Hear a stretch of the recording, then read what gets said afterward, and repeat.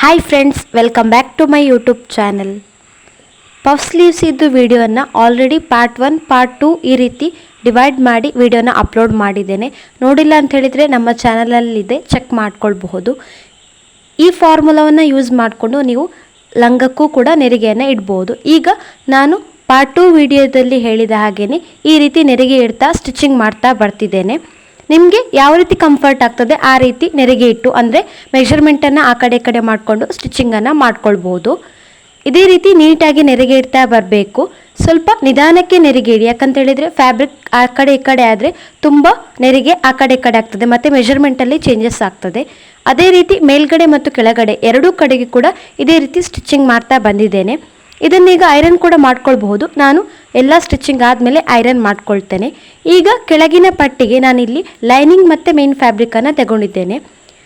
Main ಫ್ಯಾಬ್ರಿಕ್ನ right ಸೈಡ್ನ ಮೇಲ್ಗಡೆ ಲೈನಿಂಗನ್ನು ಇಟ್ಟು ಕೆಳಗಡೆ ಸ್ಟಿಚಿಂಗನ್ನು ಮಾಡ್ತಿದ್ದೇವೆ.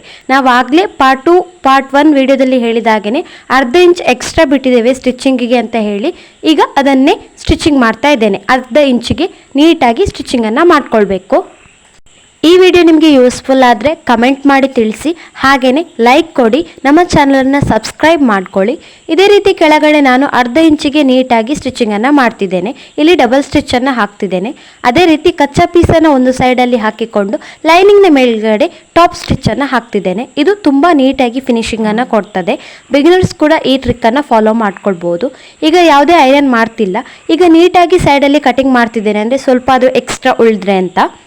ಈಗ ನಾವು ಏನು ನೆರಿಗೆ ಇಟ್ಟಿದ್ದೇವೆ ಅದನ್ನು ಇದರ ಮೇಲ್ಗಡೆ ಸ್ಟಿಚಿಂಗನ್ನು ಮಾಡ್ಕೊಳ್ಬೇಕಾಗ್ತದೆ. ಇಲ್ಲಿ ಸ್ಟಿಚಿಂಗ್ ಮಾಡುವಾಗ ನೀವು ಕರೆಕ್ಟಾಗಿ ನೀಟಾಗಿ ಅದನ್ನು ಅರೇಂಜ್ ಮಾಡ್ಕೊಳ್ಳಿ, ಯಾಕಂದರೆ ನೆರಿಗೆ ಇಟ್ಟದ್ದು ಎಷ್ಟು ಬೇಕಾದರೂ ಎಳೆದಾಗ ಬರ್ತದೆ, ಆಗ ನಿಮಗೆ ಕರೆಕ್ಟಾಗಿ ಫಿನಿಶಿಂಗ್ ಬರುವುದಿಲ್ಲ. ಇದರ ಮೇಲ್ಗಡೆ ಸ್ಟಿಚಿಂಗನ್ನು ಮಾಡ್ಕೊಳ್ಬೇಕಾಗ್ತದೆ. ಆಲ್ರೆಡಿ ನಾವು ಪಟ್ಟಿಯಲ್ಲಿ ಕೂಡ ಅರ್ಧ ಇಂಚನ್ನು ಎಕ್ಸ್ಟ್ರಾ ಬಿಟ್ಟಿದ್ದೇವೆ ಸ್ಟಿಚಿಂಗ್ ಮಾಡಲಿಕ್ಕೆ ಅಂತ. ಈಗ ಇಲ್ಲಿ ಎರಡೂ ಫ್ಯಾಬ್ರಿಕ್ನ ಮೇಲ್ಗಡೆ, ಅಂದರೆ ನೆರಿಗೆ ಇಟ್ಟ ಮೇಲ್ಗಡೆ ಮತ್ತು ಪಟ್ಟಿ ಏನಿದೆ ಅದರ ಮೇಲ್ಗಡೆ ಮಿಡಲ್ಲಿಗೆ ಒಂದು ಮಾರ್ಕಿಂಗನ್ನು ಮಾಡ್ತಿದ್ದೇನೆ.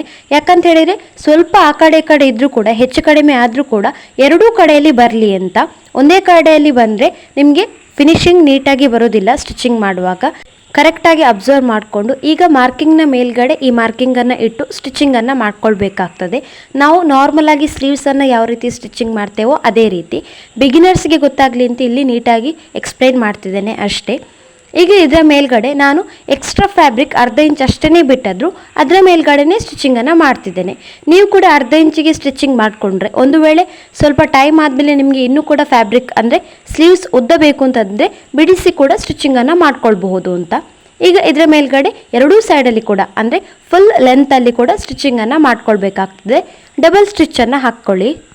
ಸ್ಟಿಚಿಂಗ್ ಮಾಡಿ ಆದಮೇಲೆ ಎಕ್ಸ್ಟ್ರಾ ಫ್ಯಾಬ್ರಿಕ್ ಇದ್ದರೆ ಕಟಿಂಗನ್ನು ಮಾಡ್ಕೊಳ್ಬಹುದು. ನಾನಿಲ್ಲಿ ಕಟಿಂಗ್ ಮಾಡ್ತಿಲ್ಲ, ಯಾಕಂತ ಹೇಳಿದರೆ ಫ್ಯಾಬ್ರಿಕ್ ಎಲ್ಲ ಒಳಗಡೆ ಹೋಗ್ತದೆ, ಅಂದರೆ ನಾವು ಉಲ್ಟಾ ಮಾಡಿ ನೋಡಿದಾಗಲೂ ಕೂಡ ನಮಗೆ ಫ್ಯಾಬ್ರಿಕ್ ಅನ್ನೋದು ಕಾಣಿಸೋದಿಲ್ಲ. ಅದಕ್ಕೋಸ್ಕರ ಯಾವುದೇ ರೀತಿ ಕಟಿಂಗನ್ನು ಮಾಡ್ತಿಲ್ಲ. ಇಲ್ಲಿ ಮೇಲ್ಗಡೆ ಬೇಕಾದರೆ ಟಾಪ್ ಸ್ಟಿಚ್ಚನ್ನು ಹಾಕ್ಕೊಳ್ಬೋದು, ಹಾಕದೆ ಕೂಡ ಇರ್ಬೋದು. ಇಲ್ಲಾಂದರೆ ಲಾಸ್ಟಿಗೆ ಎಲ್ಲ ಸ್ಟಿಚ್ ಆದಮೇಲೆ ಐರನ್ ಕೂಡ ಮಾಡ್ಕೊಳ್ಬಹುದು. ಈಗ ಇದನ್ನು ಫೋಲ್ಡ್ ಮಾಡಿ ನಾವು ನೀಟಾಗಿ ಫಿನಿಶಿಂಗನ್ನು ಕೊಡುವಂಥದ್ದು. ಇದೇ ರೀತಿ ನಾನು ಯಾವ ರೀತಿ ತೋರಿಸ್ತಿದ್ದೇನೋ ಅದೇ ರೀತಿ ಇಟ್ಟು ಸ್ಟಿಚಿಂಗನ್ನು ಮಾಡ್ಕೊಳ್ಳಿ. ನಾವಿಲ್ಲಿ ಅರ್ಧ ಇಂಚು ಬಿಟ್ಟಿರೋದ್ರಿಂದ ನಮಗೆ ಸ್ಟಿಚಿಂಗ್ ಮಾಡುವಾಗ ಕರೆಕ್ಟ್ ಆಗ್ತದೆ, ಅಂದರೆ ನೀಟಾಗಿ ಸಿಗ್ತದೆ. ಒಂದು ವೇಳೆ 1/4 ಇಂಚು ಬಿಟ್ಟಿದ್ದರೆ ಕಷ್ಟ ಆಗ್ತದೆ ಸ್ಟಿಚಿಂಗ್ ಮಾಡುವಾಗ. ಬಿಗಿನರ್ಸ್ಗೆ ಇದು ಕೂಡ ತುಂಬ ಕಷ್ಟ ಅನ್ನಿಸ್ತದೆ. ಅದಕ್ಕೋಸ್ಕರ ಇಲ್ಲಿ ಅರ್ಧ ಇಂಚು ಬಿಡೋದು ಒಳ್ಳೆಯದು. ಇದೇ ರೀತಿ ಅಂದರೆ ಲೈನಿಂಗನ್ನು ಕೂಡ ನೀಟಾಗಿ ಅದಕ್ಕೆ ಜೋಡಿಸಿಕೊಂಡು ಕರೆಕ್ಟಾಗಿ ಸ್ಟಿಚಿಂಗನ್ನು ಮಾಡ್ಕೊಳ್ಬೇಕು. ಈಗ ಇಲ್ಲಿ ಸ್ಟಿಚಿಂಗ್ ಆಗಿದೆ. ಇದನ್ನು ಬೇಕಾದರೆ ಕಟಿಂಗ್ ಮಾಡ್ಕೊಳ್ಬೋದು. ನಾನಿಲ್ಲಿ ಕಟಿಂಗ್ ಮಾಡ್ತಿಲ್ಲ. ಈಗ ಒಳಗಡೆಯಿಂದ ಫ್ಯಾಬ್ರಿಕನ್ನು ತಗೊಳ್ಬೇಕಾಗ್ತದೆ. ನಾವು ನಾರ್ಮಲ್ ಆಗಿ ಬ್ಲೌಸನ್ನು ಯಾವ ರೀತಿ ಸ್ಟಿಚಿಂಗ್ ಮಾಡ್ತೇವೆ, ಕೆಳಗಡೆ ಪಟ್ಟಿ, ಅದೇ ರೀತಿ ಇಲ್ಲಿ ಕೂಡ ಸ್ಟಿಚಿಂಗನ್ನು ಮಾಡಿದ್ದೇನೆ. ಈಗ ಇದರ ಮೇಲ್ಗಡೆ ಐರನ್ ಹಾಕ್ಕೊಳ್ಬೋದು ಅಥವಾ ಸ್ಟಿಚಿಂಗನ್ನು ಕೂಡ ಮಾಡ್ಕೊಳ್ಬಹುದು. ನೋಡಿ ಎಷ್ಟು ನೀಟಾಗಿ ಬಂದಿದೆ ಅಂತ. ಇದಾದಮೇಲೆ ನಾವು ಏನು ಪೇಪರ್ ಕಟ್ಟಿಂಗನ್ನು ಮಾಡ್ಕೊಂಡಿದ್ದೇವೆ ಅದನ್ನು ಇದರ ಮೇಲ್ಗಡೆ ಇಟ್ಟು ಫ್ರಂಟ್ ಮತ್ತು ಬ್ಯಾಕ್ ಸ್ಲೀವ್ಸ್ ಇದು ಶೇಪನ್ನು ತೆಗಿಬೇಕು.